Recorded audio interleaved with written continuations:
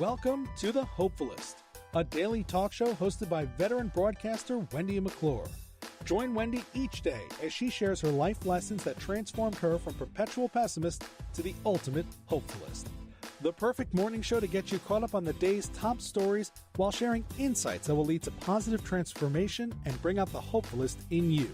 For more inspiration, visit hopefulist.com. And now, here's your host and hopefulist, Wendy McClure. Thank you, Matthew. Here it is. It is Wednesday, hump day. Got a little rain here at the Jersey Shore. They're saying it's going to stop. But it was quite a storm overnight. Not a storm, just a lot of rain. They're saying a lot of roads are kind of closed. Like the ponding and puddling has been a problem this morning. In fact, my husband was detoured off of his main route to work, causing him to be late. But the rain has now stopped, and they're saying the sun may even come out later. Yesterday was a wonderful, warm, sunny day. I got to spend a lot of time outside working on my tan. I know I sound like a 14-year-old girl.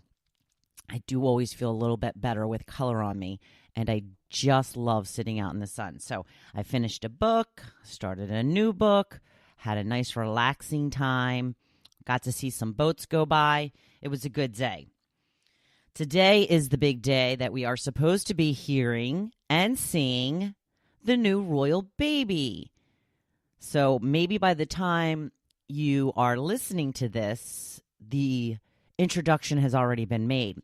Apparently, the baby has been home with mom and dad for the last 2 days, and they are supposed to be giving us the name today. So I got my fingers crossed for Spencer. Like it a lot. Probably not what it's going to be, but we'll see. We'll find out soon enough.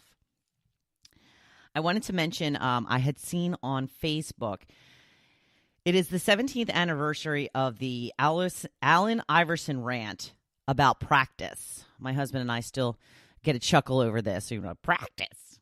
You talking about practice? You remember that. I think he had gotten benched for a game for being late for practice.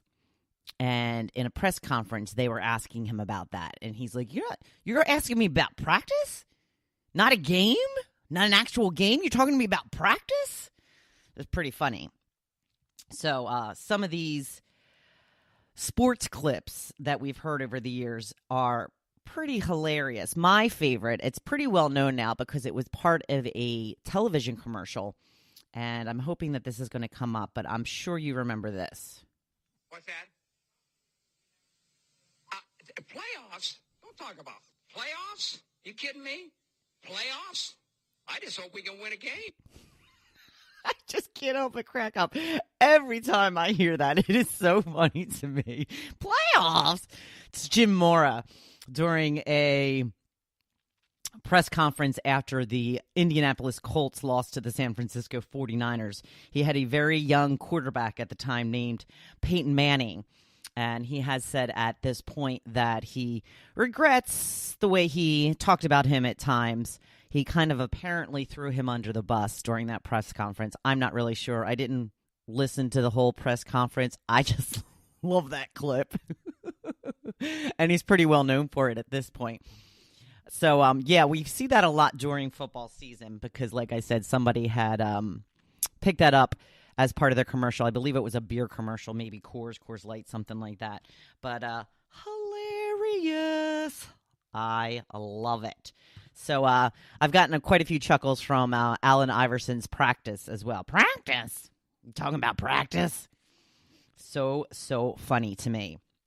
So I wanted to mention quickly, because I don't actually watch the show, but I was a little surprised. Being that I don't watch the show, I don't know why I was surprised, because obviously I don't know what goes on this show. But The Talk, Sarah Gilbert is leaving. I guess she's going to focus on the Connors. They have been picked up for another season. I did watch it. I was surprised how much I did like it without Roseanne. So they are doing another season of that. Sarah Gilbert is leaving The Talk. Now, she was one of the producers of the show, and I'm assuming she's still going to remain a producer, but she has announced who will be replacing her as one of the co-hosts, and it's going to be Marie Osmond. which I thought was a very interesting choice. I have not seen Marie Osmond except for in those weight loss commercials. I don't remember which one she's in now. Nutrisystem? I think Nutrisystem, about losing 50 pounds. It seems that she has filled in quite a bit as a guest co-host on the talk.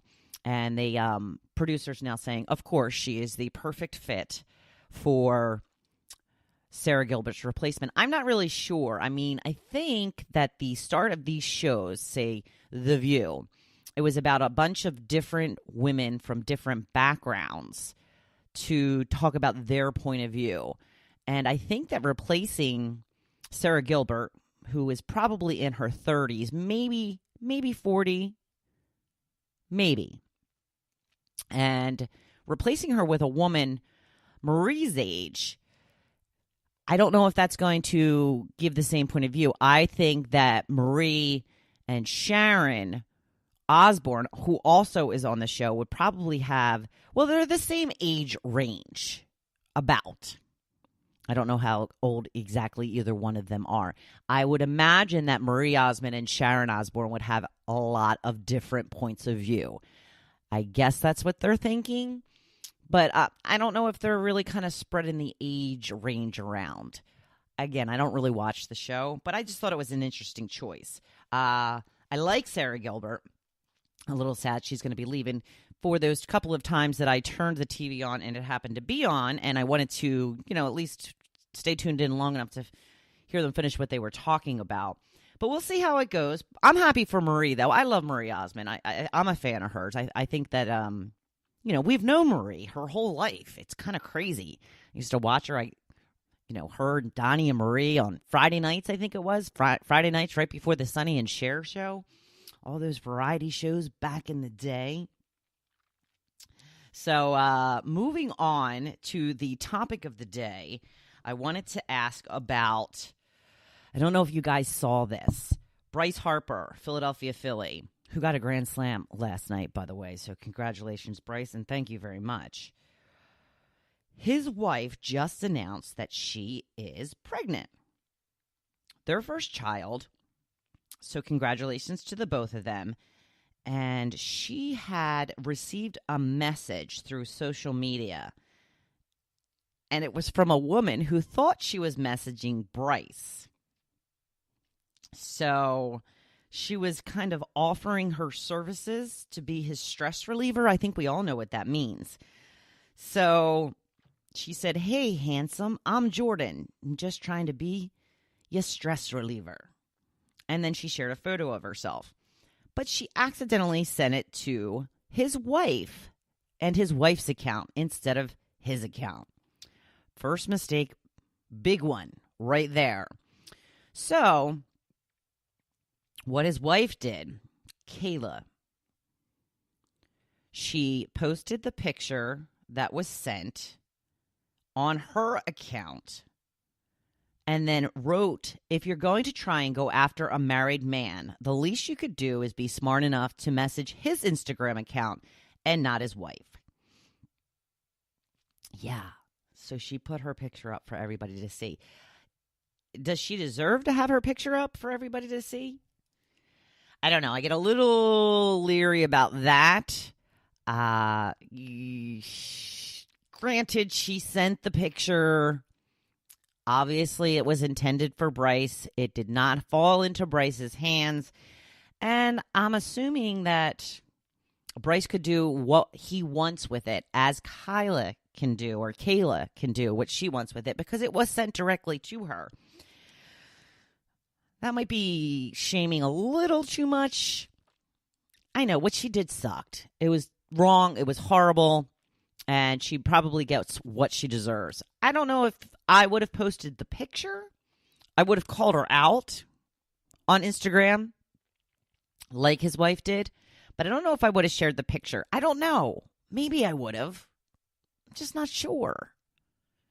I was wondering what you would do if you found a message like that and somebody was trying to come after your man or your woman. What would you do?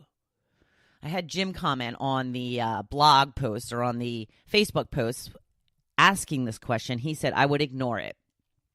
It's the spouse you need to worry about more than the other people. And that is very true, especially when it comes to these sports figures or, rock stars or people that are in the public eye, because ladies will just throw themselves at these famous people. As much as I don't like it about our gender, it's what we do. I have even been guilty of it myself at times when I was very, very young, and then I smartened up and I stopped doing such things because you know what? It doesn't matter. So you can go around and say, ooh, I was with so-and-so. Nobody cares. And he's not even going to remember you. So it's just usually not worth it. But I don't know what I would do if I had come across a message like that. Now, I, live a pretty private life, so it's not like if I put that up on Instagram or Facebook, it would shame that person all that much.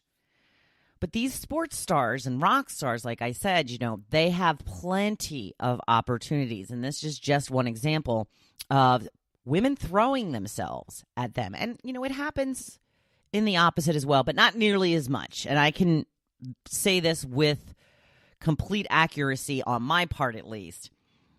I've been in the public eye for a long time, and it's just not the same. Guys do not go after public figures like, women figures like women go after male public figures. It's not even close. I used to work with a guy who literally had women throwing themselves at him because he was on the radio. Not a good-looking guy. Really, just not a good-looking guy. But women wanted to get with him constantly. Now, I'm a fairly decent-looking person. I wouldn't say I'm unattractive. I have not aged as well as I had hoped I would. Got a little bit of wrinkles. Got that H there in between the eyes. Can't stand it. Thinking about Botox. Haven't pulled the trigger on that yet. Or pulled the needle on that yet. You get it? I do crack myself up. Okay, so it's just not the same. I had gotten a couple of dates through the years. A couple of dates. This guy would get a couple of dates per appearance at a nightclub. It was kind of insane and absurd. But women are just different than men when it comes to that type of thing. So you really do, especially if you're with somebody who's in the public spotlight like that, have to have full and complete trust in them. I don't know if I could ever be with somebody like that because, like I said, women are literally throwing themselves at them. And I have to say, men aren't always thinking with the brain in their head. And sometimes if they think, hey, it's going to be real quick and there's no way I could get caught, they might just go for it. And I really don't even think it has anything to do with the love that they have for the person that they are with, married to, what have you. I think it's just an opportunity. I'm not giving them a pass for it by any means. I'm just saying I understand how it happens. And I don't think I would be okay with that. So I don't think I could be with somebody in a long-term relationship that was in the public eye. I wonder sometimes if these rock stars and sports figures have some sort of arrangements with their spouses, like, it's okay when you're on tour, or it's okay when you have an away game. I knew that Sharon Osbourne had kind of given Ozzy some sort of pass back in the day. I know that there was a big cheating scandal in the last couple of years, and she had left him for that, and then they reconciled. But I remember hearing her say in the past, he's always going to come home to me. It doesn't matter what he's doing out there because I'm the one he comes home to. That would insinuate to me that she's okay with him sleeping with other women as long as he came home to her. I would never be okay with that. I wouldn't like it. I don't want to share my man. It's just how I am. I'm sure that no woman wants to share their man. But if they're afforded a certain lifestyle or whatever, maybe they do have these certain agreements in place. I don't really know. I really don't. But I'm not going to find out because my man is not famous. He's not going to be famous. He better not get famous. And it's just one of those things that I just don't ever have to worry about, and that's okay with me. I'm going to move on to my blog post of the day. And today we are talking about the way that you talk to yourself, because we are always talking to ourselves, whether we kind of realize it or not. And the inner dialogue we have with ourselves is probably the most important factor when it comes to how happy we are and living our very best lives. It's also probably the hardest habit to break